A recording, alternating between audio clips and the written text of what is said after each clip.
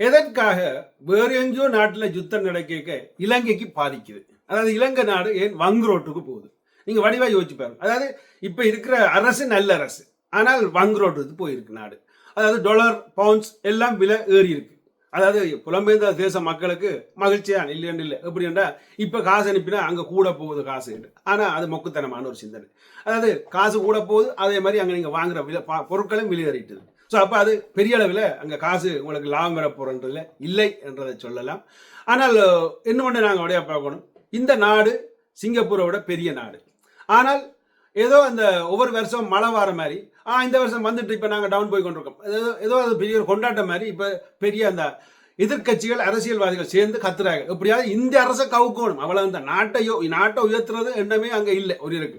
So அப்போ இது ஏன் எதற்காக என்றதை தான் இன்றைக்கு நாங்கள் பார்க்க போகிறோம். இப்போ இந்த நாட்டில் சண்டை இல்லை, இப்ப இந்த நாட்டில் சண்டை இல்லை, ஈரான் அமெரிக்கா இஸ்ரேல் அடிபடுது, ஆனால் இவர்கள் இங்க கஷ்டப்படுறாங்க, அங்க அடிபட இங்க கஷ்டப்படுறாங்க. எங்க சிக்கல் இருக்குன்னு பார்த்தா எங்கட சிஸ்டத்துல சிக்கல் இருக்குது. நாங்கள் என்ன சிஸ்டம் செய்யறோமோ அந்த சிஸ்டத்துல பெரிய சிக்கல் இருக்குது.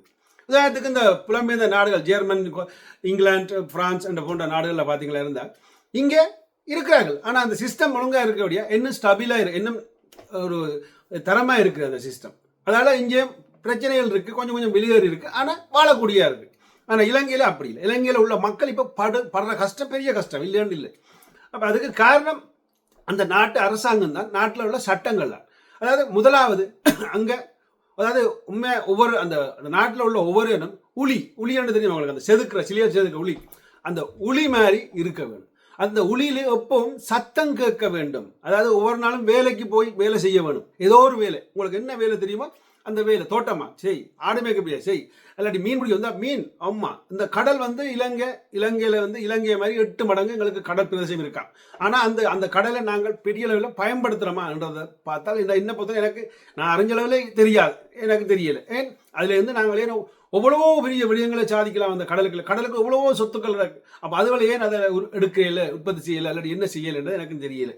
ஸோ அதுக்கு பிறகு பார்த்தா எங்களுக்கு என்ன பிரச்சனை என்று பார்த்தா ஒரு பெரிய ஒரு பிரச்சனை அந்த நாட்டில் இன்னும் இருந்து கொண்டு இருக்கு. அதை நான் உண்மையாக சொல்றேன், 4 விடயத்தை இதில் சொல்றேன். அந்த 4 விடயம் உங்களுக்கு நியாயமாப்பட்டுச்சுன்னா எழுதுங்க. இப்போ எனக்கு நியாயமாப்பட்டதை நான் அதில் சொல்றேன். அதில் வந்து எந்த நாலேஜ் கட்டுறது இதுதான். சில நேரத்தில் நான் ஒரு மொக்கத்தனமா சிந்திச்சுக்கலாமோன்னு யோசிங்க நீங்கள். அதில் உங்களோட கருத்து தான் எனக்கு முக்கியம். இப்போ இந்த நாட்டில் வந்து முதலாவது நாங்கள் செய்ய வேண்டிய சீர்திருத்தம் என்னன்னு பார்த்தா, இனம் என்றது இல்லாமல், ஒரு மதம் என்றது இல்லாமல், மொழி என்றது இல்லாமல் எல்லாரும் பொதுவாக உருவாக்க வேண்டும். இப்போ அனுரகுமார் திசாநாயகா அதை சொல்லிக் கொண்டிருக்க வழியாக எனக்கு பெரிய அளவில் செய்த மாதிரி தெரியல. ஏன்னா சொல்றார் நல்லா சொல்றார், நாங்கள்லாம் இன மதம் மொழி இல்லாமல் இருக்கணும். அப்படியா இருந்தால் அதை முதல் சரியான முறையில் சிஸ்டமை உருவாக்கணும். முதல் அந்த சிஸ்டத்தில் எங்க பெரிய இது இருக்குன்னா, 5 வருஷத்துக்கு சிங்களவற்ற கையில் நாட்டை கொடுக்கணும், 5 வருஷத்துக்கு தமிழற்ற கையில் நாட்டை கொடுக்கணும்.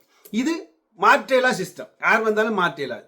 அப்போ ஒவ்வொரு வருஷமும் ஒவ்வொரு 5 வருஷத்துக்கு ஒருக்கா சிங்களவன் செய்த ஊழலை தமிழன் சுட்டி காட்டுவான், தமிழன் செய்த ஊழலை சிங்களவன் சுட்டி காட்டுவான். இந்த செய்திக்கான் இந்த செய்திக்கான். அப்போ அதுல இருந்து எங்களுக்கு ஒரு பிளமான ஒரு நாடு எங்கள்கிட்ட கையில வருது. அது தமிழனும் மனம் வந்து அந்த நாட்டில் இன்வெஸ்ட் பண்ணுவான், மனம் வந்து அங்க அதுக்காக. ஏன்னா இருப்பமா இல்லையா, ஓடிடுவோமா, அடிப்பாங்களா, அதான் இதாண்டு தமிழனுக்கு ஒரு பெரிய பயம். சிங்களவர்களுக்கு அந்த பயம் இல்லை. ஸோ அதனால அவர்கள் இதை முதல்ல பெரிய அளவில் சிஸ்டமா கொண்டு வருவாங்க. அடுத்தது அந்த நாட்டில் உள்ளவர்களுக்கு எல்லாருக்கும் வேலை, சோம்பேறிகளுக்கு வேலை கொடுக்கணும். முதல் அங்க ஆவண்டு மேலே பார்த்து கொண்டு எப்போ கூறிய பிச்சு கொண்டு விழுமண்டு பார்த்து கொண்டு இருக்கிறவர்களுக்கு வேலை கொடுக்கணும். வெளிநாட்டு காசை நம்பி இருக்கிறவர்களுக்கு வேலை கொடுக்கணும். அந்த வேலை எங்கேன்னு பார்த்தா, அதாவது சாதி மதம் இல்லாத ஒரு வேலையை உருவாக்கி அரசாங்கம் அந்த வேலைகளை கொடுக்கா மட்டும்தான் அங்க பணம் பெறும். அதனால அங்குள்ள பொருட்களை வெளியேற்றலாம், எக்ஸ்போர்ட் பண்ணலாம். அப்ப அதுக்கு முதல் ஏற்பாடு செய்ய வேண்டியது இந்த அரசாங்கம். ஸோ அதை செய்ய வேணும். என்ன ஒன்று நான் சொல்றேன், அங்க வந்து முடிஞ்ச வரை இந்த இப்போ பணங்கள் வந்து உண்மையை சொல்ல போனால் அங்கே வேன் வர்றவன் எல்லாம் டேக்ஸ் கட்டுறதே இல்லை. அங்கே தோட்டம் செய்கிறவன் எல்லாம் பெரிய அளவில் டேக்ஸ் கட்டுறதே இல்லை. ஏன்னா இந்த முறை இவ்வளோ விளைச்சலண்டா இவ்வளோ கொஞ்சம் குறிப்பிட்ட டேக்ஸ் தான் கட்டுவான். அப்போ அதுக்கு எல்லாத்துக்கும் இவங்க எல்லாரும் எல்லா காலில் இருப்போம். ஒவ்வொரு சிக்கிச்சிக்கலாம் 23 மில்லியன் 24 மில்லியன் மக்கள் இருந்தால் அந்த மக்கள் இந்த பணம் எங்கேயோ எடுத்து அந்த பணம் ஒரு கிச்சன் மூலைக்கோ இல்லாட்டி ஒரு பேங்க் இல்லாமல் தனிப்பட்ட பிரைவேட்டாக பிளாங்கி கொண்டிருக்கு. அப்போ இதுக்கு முதல் எலக்ட்ரானிக் மணி, ஏன்னா இந்த நாடுக்கு தேவையான விடயம் எலக்ட்ரானிக், அதாவது கிரிப்டோ கரன்சி மாதிரி ஒரு சிஸ்டத்தை உருவாக்கி, பிளாக் செயின்ஸ் மாதிரி இதை உருவாக்கி அதனூடாக பணத்தை பரிமாற செய்யணும். அப்படி என்றால் எல்லாருடைய பணமும் அதுக்குள்ள வந்து சேரும். அப்போ ஒரு பெரிய ஒரு அமௌண்ட் வந்து அந்த நாட்டின் பேங்க்ல இருக்கு. அப்போ அந்த அமௌண்ட்டை உருவாக்குறதுக்கு முதல் திட்டத்தை திட்ட வேணும்.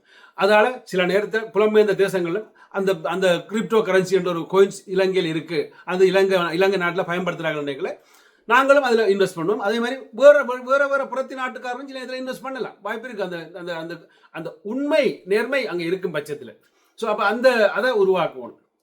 அடுத்ததாக பார்த்த மாதிரி இருந்தால் அதாவது கோடீஸ்வரர்கள் புலங்கு நாடாக உருவாக்குவோம். அதாவது கோடீஸ்வரர்கள் புலங்கு நாடு உண்மையாக சொல்ல போனால் இலங்கை ஒரு சொர்க்க பூமி, அதில் மாற்றுக்கிறதே இல்லை. அதாவது இலங்கையை விட்டு பிரிஞ்சிருக்கும் எங்களுக்கு தான் தெரியும் இலங்கை என்ற அருமை. இருக்கிறவங்களுக்கு உண்மையாக தெரியாது.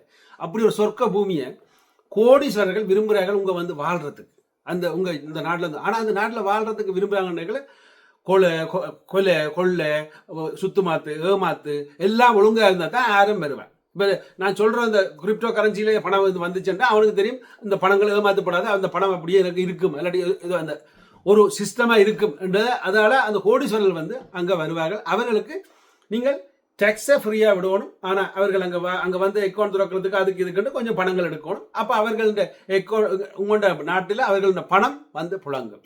ஸோ அது ஒரு பெரிய ஒரு மேட்டரே இல்லை. ஆனால் இதைத்தான் துபாய் செய்து கொண்டிருக்கு. துபாயிலும் சரி வேறு ஒரு நாடில் நான் பார்த்தேன்.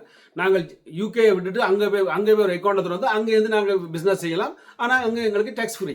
ஸோ ஆனால் அங்கே அக்கௌண்ட் திறக்கிறதுக்கு அது திறக்கிறதுக்கு எல்லாமே 15,000 பவுண்ட் சேர்ந்து தேவைன்னு சொன்னாங்க. அப்படி ஒரு ஏஜென்சி வேறு செய்து கொண்டிருக்காங்க. ஸோ இப்போ இது இலங்கையும் செய்ய வேண்டும். எல்லாத்தையும் செய்ய இந்த இலங்கை நாடும் இலங்கையில் உள்ள சிங்கள மக்களும் தயாரா இல்லை? தயார் இல்லையா? அதான் அடுத்த கேள்வி. அதாவது நான் உங்களுக்கு திருப்பியும் ஒரு சின்ன விளங்கப்படுத்தினேன். ஒருவர் எனக்கு இந்த கருத்தில் எழுதியிருந்தார், ஒரு கொமாண்டில் எழுதியிருந்தார். அவற்றை கருத்தை நான் பதிவிட விரும்புகிறேன். ஒரு குடும்பத்தில் வந்து நாங்கள் அடிபட்டு கொண்டே இருந்தோம்டா அந்த குடும்பம் முன்னேறாது. மனுஷி புருஷன் ஒரு பக்கம் பொண்டாட்டி ஒரு பக்கம் அடிபட்டு கொண்டு இருந்தோம்டா அந்த குடும்பம் முன்னேறதுக்கு வாய்ப்பே இல்லை. நாங்கள் 2 பேரும் இணைஞ்சு ஒரே பாதையில் பயணிச்சா தான் அந்த குடும்பம் முன்னேறும் என்றுதான் இந்த நான் சொன்ன விடயம். ஸோ இதை செய்தால் மட்டும் இந்த சின்ன சிங்கப்பூர் இவ்வளோ பெருசா ஏன் இந்த சின்ன சிங்கப்பூர்ல ஏன் இந்த கஷ்டம் தெரியல? என்ன அங்கே விளையுது, என்ன அங்கே இருக்குது, என்ன நடக்குதுங்க? சிஸ்டம் தான் நல்லது. மற்றபடி அங்கே என்ன விளையுது? விளைய வைக்கிறதுக்கு என்ன இடம் இருக்குங்க? இடமே இல்லை, எல்லாம் பில்டிங். அப்போ அவங்ககிட்ட சிஸ்டம். ஸோ எல்லாரும் அங்கே வந்து நகையை விற்கிறாங்க, நகையை செய்கிறாங்க. அதை அடுத்தது பெரிய பேர் இன்வெஸ்ட் பண்ணுறாங்க. அங்கே பெரிய கொம்பனியில் வந்து சேருது. அப்படி பல விடயங்கள். இந்த துபாயில் வந்து முந்தி என்ன இருந்தது? வெறும் புழுதி. இன்றைக்கு என்ன இருக்கு? இங்கே மரம் என்ன இல்லை இங்கே இலங்கையில். ஆனால் மனம் இல்லை. மதம், அதாவது எங்கள்கிட்ட மதம் தான் முதலாவது இடம். ஆறு புத்த மதம். நாங்கள் அது சில அரசியல கதை கேட்கலாம் சொன்னால் பயங்கரமாக ஒரு டென்ஷன் ஆகும். எங்கள்கிட்ட மதம் முதலாவது மதம், எங்கள்கிட்ட மதத்துக்கு தான் முன்னுரிமை. அது இது நீங்கள் தண்டனை கொடுக்க மாட்டீங்க அரசியல்வாதிக்கு. போன இந்த நாட்டை நாசமாக்கின அரசியல்வாதிக்கு தண்டனை கொடுத்துட்டீங்களா? இல்லை. அப்போ அதுவரை செய்யுங்க. அதுதான் முதல் தேவை.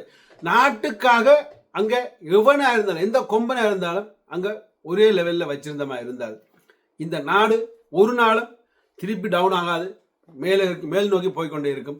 அதை செய்யறதுக்கு உங்க திராணி இருக்கா? இந்த நாட்டுக்கு திராணி இருக்கான்னு கேள்வி. அதாவது சிங்கள மக்களுக்கும் சிங்கள அரசாங்கத்துக்கும் இல்லை. அது செய்ய மாட்டேங்க. இப்பவே சிம்பிளா நான் ஒன்று சொல்லட்டேன். இப்பவே நீங்க பாத்தீங்கன்னா தெரியும், தமிழர்கள் இருக்கிற இடத்த பெரிய அளவில் டெவலப் பண்ணல, சிங்களவர் இருக்கிற இடத்த பெரிய அளவில் டெவலப் பண்ணி கொண்டு வரார்கள். இங்கே யாழ்ப்பாணத்து வஸ்கோல்ட் இன்னும் மூத்திரம் மணந்தும் அதே பழைய வஸ்கோல்ட்டும் அதே இதுதான். அதில் இருக்கிற 2-3 பெரிய பில்டிங் தான் இருக்கு. இது இந்தியாவில் பார்த்தீங்கன்னா தாமரை கோபுரத்திலிருந்து அங்கே இது பெரிய இதெல்லாம் இருக்கு. நான் 20 வருஷத்துக்கு முன்னே சொன்னேன், யாழ்ப்பாணத்தில் ஒரு ஈவில் டவர் உயரத்துக்கு ஒரு குத்துவிளக்க உருவாக்க வேண்டும். குத்துவிளக்க உருவாக்கினா அதை பார்க்க சனம் பெருமெண்டு. இப்போ 20 வருஷத்துக்கு முன்னே இந்த வீடியோவில் நான் சொன்னேன், நீங்கள் எல்லாம் பார்த்தீங்களோ தெரியல. அதை அப்படி ஒன்று உருவாக்கி அதில் உற்பத்தி செய்தால்தான் அந்த நாட்டுக்கு டெவலப் வரும். அந்த நாட்டில் மக்கள் வருவார்கள்.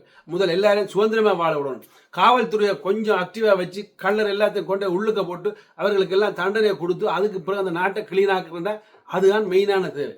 எல்லாட்ட பணம் அந்த பேங்க் அக்கௌண்ட்ல இருக்கணும். ஒவ்வொரு டேக்ஸ் கட்டணும். அதாவது ஒவ்வொருக்கும் பென்ஷன் உருவாக்கணும். அப்படி எல்லா சட்டமும் நாங்கள் உருவாக்கினா மட்டும்தான் அந்த நாட்டை நாங்கள் டெவலப் பண்ண முடியும். இந்த புலம்பெயர்ந்த நாடுகளில் வேலை இல்லாதவனுக்கு அரசாங்கம் பணம் கொடுக்குது. உங்களுக்கு எல்லாருக்கும் தெரியும். வேலை இல்லாதவனுக்கு வேலை தேடும் மட்டும் பணம் கொடுக்கும். கால்கை இல்லாதவனுக்கு அரசாங்கம் வச்சு பணம் கொடுக்குது. ஸோ ஆனால் அதே பணத்தை இங்க வேலை செய்யறாங்கள்ட்ட இருந்து எடுக்குது. ஆனால் வேலை செய்யக்கல அவங்கள்ட்ட பணத்தை டேக்ஸ் பண்ணி பணத்தை எடுக்குது.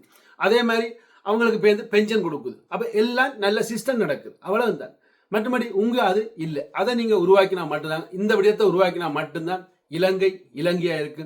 அதுக்கு பிறகுதான் புலம்பெயர்ந்த மக்களோ அல்லது யாரோ அது ஒரு சொந்த நாடுன்னு சொல்ல உரிமையோடு சொல்வார்கள். அதை விட அங்கே அவர்கள் இன்வெஸ்ட் பண்ணுவார்கள். ஸோ மறக்காம உங்களோட கருத்துக்களை பதிவிடுங்க. நன்றி, வணக்கம்.